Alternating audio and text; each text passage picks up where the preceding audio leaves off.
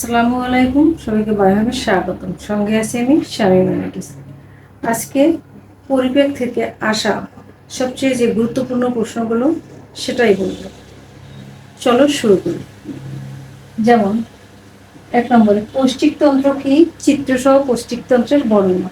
2 হচ্ছে পরিপাক কাকে বলে? পরিপাক গ্রন্থিগুলোর নাম। 3 হচ্ছে চিত্রসহ একটি দাঁতের গঠন বর্ণনা করো। 4 মানুষের 3 জোড়া লালা গ্রন্থির নাম লেখো। 5 নম্বর যকৃৎকে কেন জৈব রসায়নবার বলা হয়। 6 হচ্ছে অগ্নাশয়কে কেন মিশ্র গ্রন্থি বলা হয়। 7 হচ্ছে পেরিস্টালসিস কি? পাকস্থলীর পরিপাক বর্ণনা করো। 8 ভিলাই কি?